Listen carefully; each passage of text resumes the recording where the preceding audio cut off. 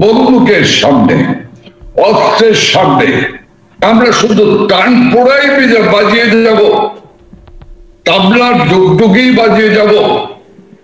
এই পার্টি কি সেই পার্টি? 14 মাস আমরা সহ্য করেছি, আর সহ্য করব না। নিশ্চয়ই আজকে ঢাকার পার্শ্ববর্তী এলাকা মিছিল এবং হাতে কি দিয়ে নেমেছে নিশ্চয়ই লক্ষ্য করেছেন। আজকেও যারা আমার 23 বঙ্গবন্ধু বাংলাদেশ আওয়ামী লীগ 75 বছরের প্রাচীনতম রাজনৈতিক দল, যার নেতৃত্বে বাংলার স্বাধীনতা এসেছে, সেই দলের কেন্দ্রীয় কার্যালয়ে যারা আগুন দিয়েছে তাদেরকে বলতে চাই, যা করেছেন তা ভুল করেছেন। এর প্রায়শ্চিত্ত ভোগ করতেই হবে। শাটডাউনের পরে একের পর এক কর্মসূচি দেওয়া হবে এবং সে কর্মসূচি যমুনা তক গিয়ে পৌঁছতে পারে।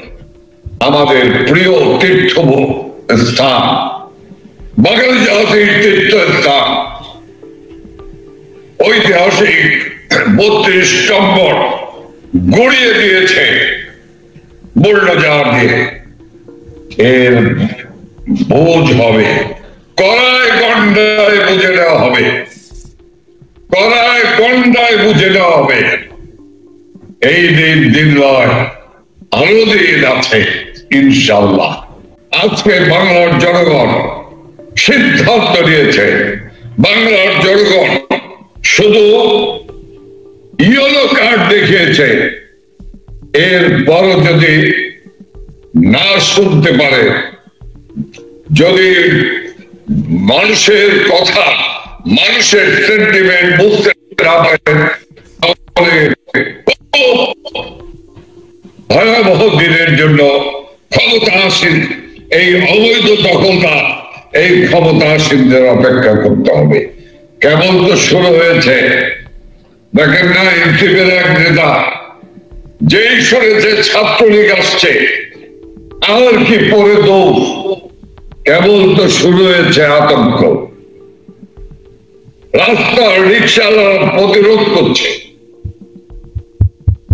কাজে প্রতিরোধ যখন শুরু হয় তখন পালাবার গলি খুঁজে পাওয়া যায় না, অলিগলিও মনে হয় অন্ধকার। কাজে আমি পরিষ্কার ভাবে বলতে চাই,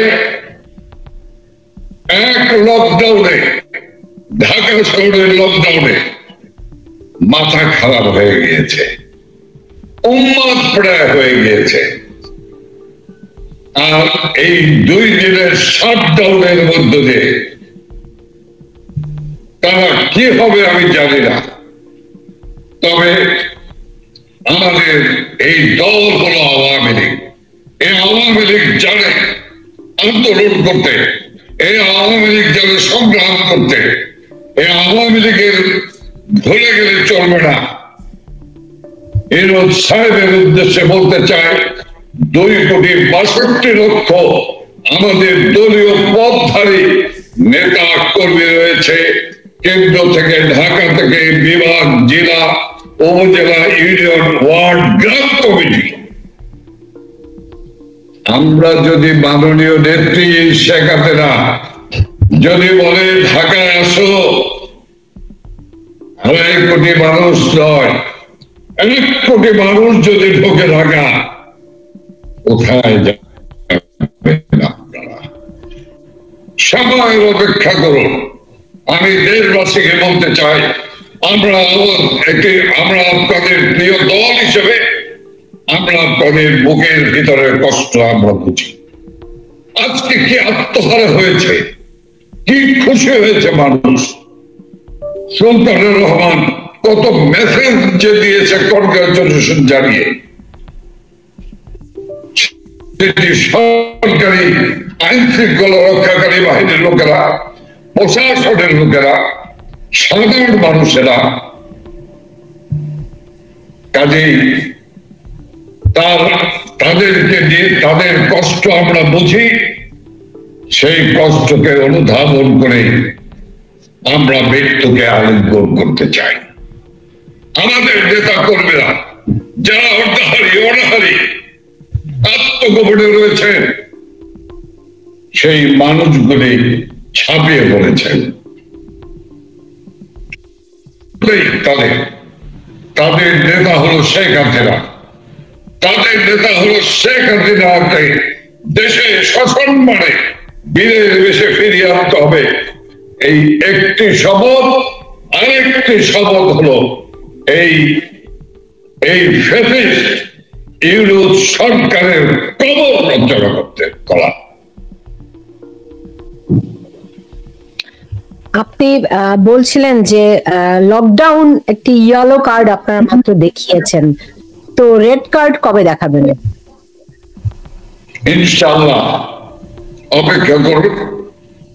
নিশ্চয়ই আপনিও প্রাম্ভিক কথায় বলেছেন, এক অভূতপূর্ব লকডাউন দেখল বাংলাদেশ, সারা বিশ্ব। নিশ্চয়ই আমি বিশ্বাস করি যে বাংলাদেশের মানুষ এই ইয়েলো কার্ড দেখানোর মধ্য দিয়ে তারা রেড কার্ড দেখানোর সময়ের অপেক্ষায় আছে।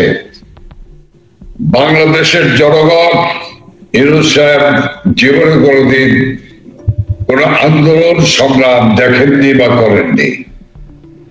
বাংলাদেশের মানুষ কখন যে ক্লিক করে, স্পার্ক করে, এটা বলা যায় না। এটা দিন তারিখ ক্ষণ দিয়ে বলা যাবে না। কাজেই কিন্তু আমরা এই মানুষ হিসাবে আমরা বুঝতে পারি, আমরা আবহাওয়া দেখে বুঝতে পারি। কাজেই আমরা বিশ্বাস করি যে সেদিন বেশি দূরে নয়। মনে রাখবে, এই দল ডিসেম্বর মাস বিজয়ের মাস বাঙালি। এই বিজয়ের মাসে পাকিস্তানি শক্তি দল, পাকিস্তানি সেনাবাহিনীকে আমরা 85,000 সেনাবাহিনীকে আত্মসমর্পণে বাধ্য করেছিলাম।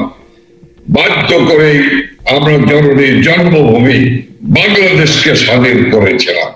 কাজে অবশ্যই সেই বিজয়ের মাসে আমাদের বিজয় সুনিশ্চিত করার জন্যই আমরা আমাদের আন্দোলন সংগ্রাম, আমাদের যুদ্ধ, গণতন্ত্র উদ্ধারের যুদ্ধ, আমরা সংবিধান রক্ষার যুদ্ধ, স্বাধীনতা সার্বভৌমত্ব রক্ষার যুদ্ধে আমরা একজন মুক্তিযোদ্ধা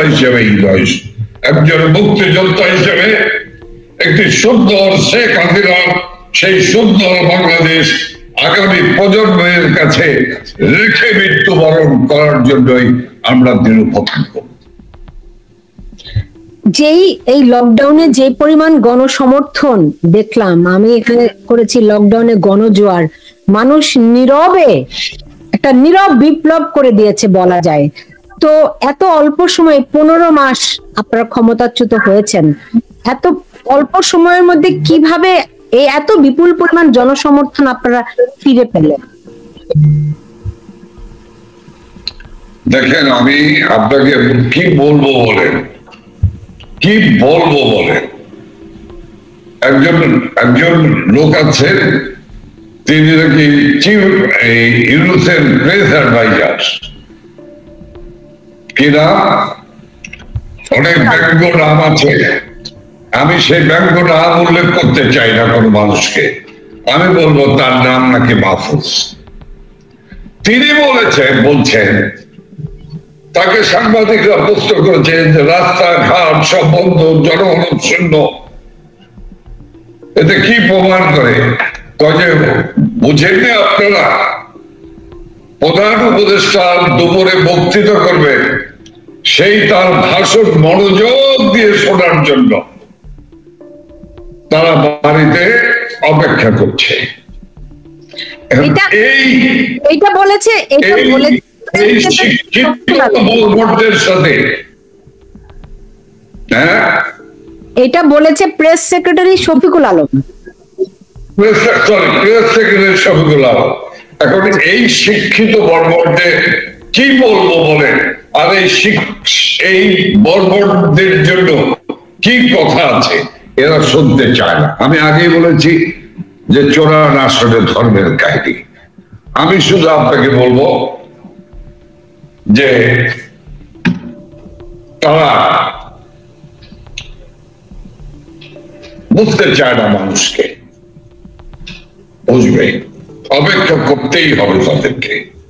এবং যত মানুষের জীবন নিয়েছে, আমাদের নেতা কর্মীকে হত্যা করেছে, আমাদের লক্ষ লক্ষ নেতা কর্মীর বাড়িঘর জ্বালিয়ে পুড়িয়ে ছাড়খাড় করে দিয়েছে, মায়ের সামনে মেয়েকে রেপ করেছে, ভাইয়ের সামনে বোনকে রেপ করেছে।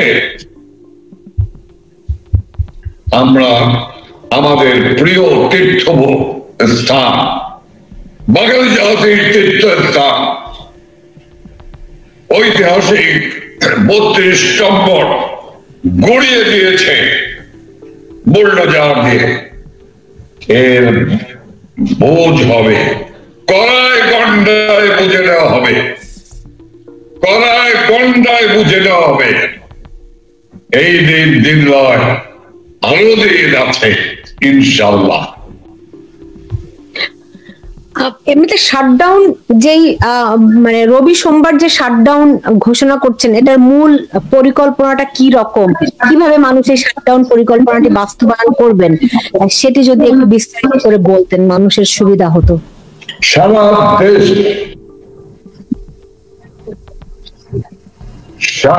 দেশ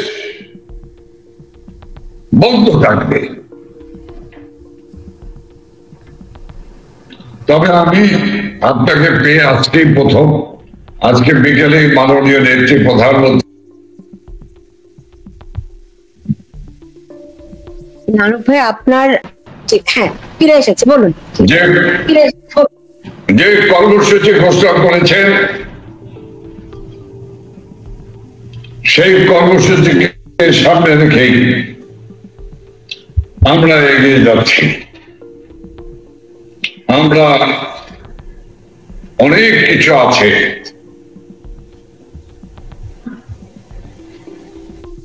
যা বলা যাবে না, তবে এটুকু বলতে পারি আপনাকে যে অনেক সময় হয়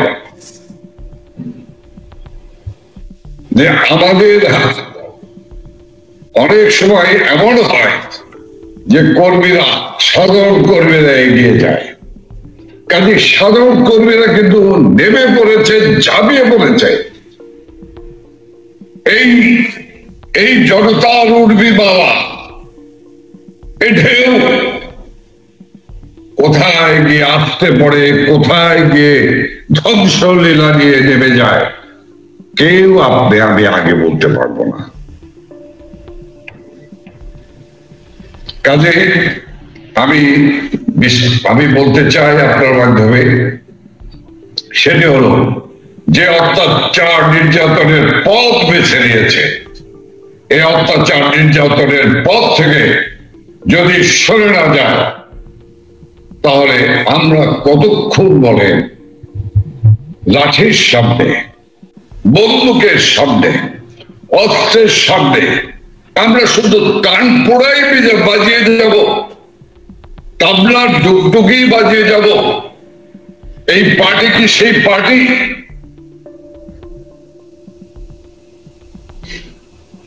14 মাস আমরা সহ্য করেছি, আর সহ্য করব না।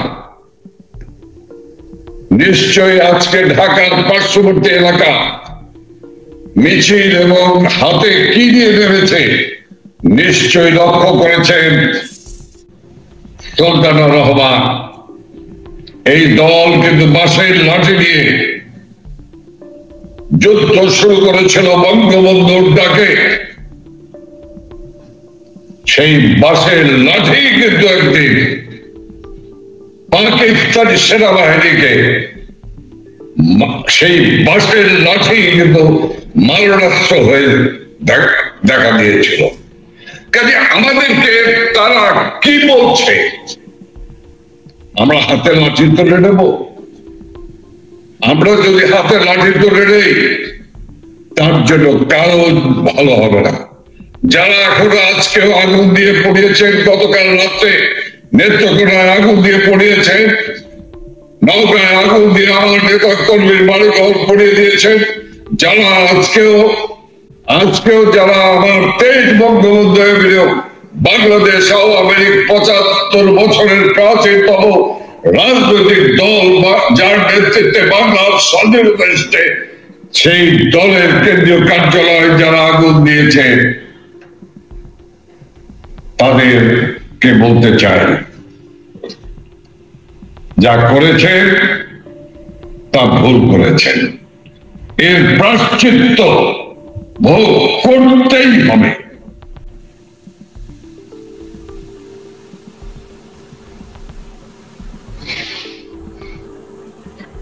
আমরা লকডাউনে দেখলাম যে আওয়ামী লীগের কর্মীরা কোনো ঢাকায় কোনো মিছিল বের করেনি। এটাই কি আপনাদের পরিকল্পনা ছিল? অন্যদিকে দেখলাম এই প্রথমবারের মতো, স্বাধীনতার পরে এই প্রথমবারের মতো দেখলাম জামাত শিবির তারা প্রকাশ্যে ঢাকার মোড়ে মোড়ে পাড়ায় মহল্লায় সমাবেশ করছে, প্রতিরোধ করবে আওয়ামী লীগকে। এটাই বাঙালি জাতির দুর্ভাগ্য।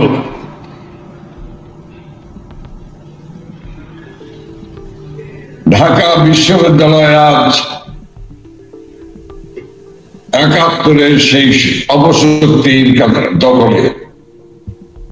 ঢাকার রাস্তায় নাকি আপনিও বললেন তারা পাহারা দেয়। কাদেরকে পাহারা দেয়? যাদের নেতৃত্বে দেশ স্বাধীন হয়েছে তাদেরকে পাহারা দেয়, তাদের বিরুদ্ধে পাহারাদার হয়েছে। এর চেয়ে আর দুঃখজনক, দুর্ভাগ্যজনক আমাদের বাঙালি জাতির জন্য আর কি হতে পারে? অনেক কিছুই দেখছি, অনেক কিছুই সইতে হচ্ছে, এছাড়া আর কি বলবো? আপনারা যে কোনো মিছিল মিটিং ঢাকা শহরে করেননি, তার কারণটা কি? এটাই কি আপনাদের কৌশল ছিল?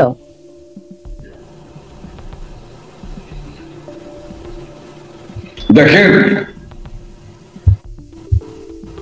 আমরা মিছিল করে দিয়ে বিষয়টি এমন নয়। আমরা মিছিল করেছি, আমাদের নেতা কর্মীরা মিছিল করেছে, তবে সে মিছিলের তো অবশ্যই আপনি যে কথা বললেন আমাদের কৌশল ছিলই। ওরা গ্রেপ্তার, বিভিন্ন নির্যাতন, নিষ্ঠুরতা চালিয়ে যাচ্ছে। কত প্রায় 1.5 লক্ষ নেতা কর্মী আজকে কারাগারে। আমরা কারাগারে যত সম্ভব আমরা এই কারাগারে কে অ্যাভয়েড করার জন্য আমরা অবশ্যই নির্দেশনা দিয়েছিলাম, একটু গ্রেপ্তার এড়িয়ে চলার জন্য। তবে শাটডাউনের পর কি প্রশ্ন আমি ভেবেছিলাম আপনার করবেন। শাটডাউনের পরে একের পর এক কর্মসূচি দেওয়া হবে এবং সে কর্মসূচি যমুনা তক গিয়ে পৌঁছতে পারে। এখনই সব বলা যাবে না, কিছু তো থাকবে জাহেরে আর কিছু থাকবে বাতেনে। জি, আপনার কর্মীরা তো চায় শাটডাউনের পরে, তারা বলছে যে লকডাউন হলো গিয়ে নমুনা, এরপরে যমুনা। তারা চায় মার্চ ফর যমুনা। আমি দ্বিমত পোষণ করছি না আপনার সঙ্গে। তারা এটা দিলে খুব খুশি হতো, কিন্তু এই শাটডাউনটা তারা খুশি হয়েছে এবং তারা নেমে পড়েছে।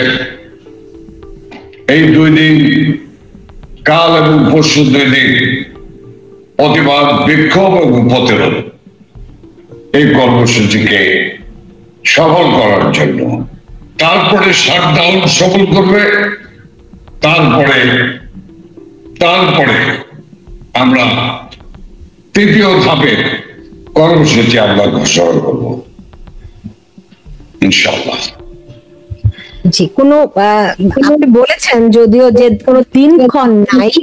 আমরা তো আওয়ামী লীগের যখন মাঠের রাজনীতি আওয়ামী লীগ করে, বিরোধী দলে থাকে, আন্দোলন করে, সেই আন্দোলনের স্ট্র্যাটেজি আমরা তো বুঝি, দেখেছিও আগে, বা আওয়ামী লীগ বারবারই দেখিয়েছে যে তারা বিরোধী দলে কতখানি শক্তিশালী। তো সেইখান থেকে একটা টাইমলাইন কি আমাদেরকে দিতে পারেন যে কত দিন নাগাদ এরকম আপনারা চূড়ান্ত লক্ষ্যে পৌঁছাবেন? তাই তো সতর্ক হয়ে যাবে সুলতানা বাবা। আচ্ছা, এটা বলা যাবে না, এটা বলা যাবে না।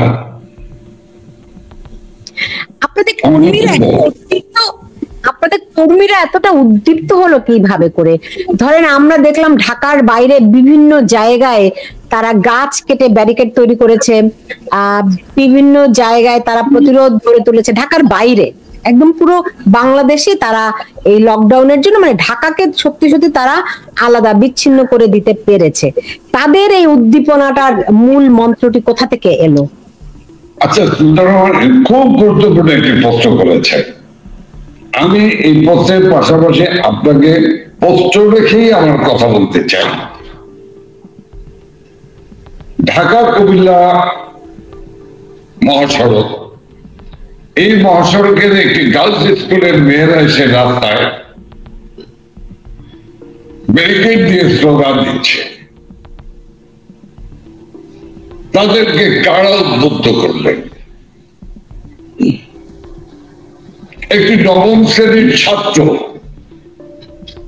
শেষে 32 নম্বরে ঢুকেছে, পুরাকীর্তির নিদর্শন হিসেবে বঙ্গবন্ধুর প্রতি শ্রদ্ধা জানিয়ে সে একটি ইট দিয়ে গিয়েছে তার স্কুল ব্যাগে। কেউ তাকে বলেছে না, বলেনি, তার বিবেক তাকে নিয়ে গিয়েছে।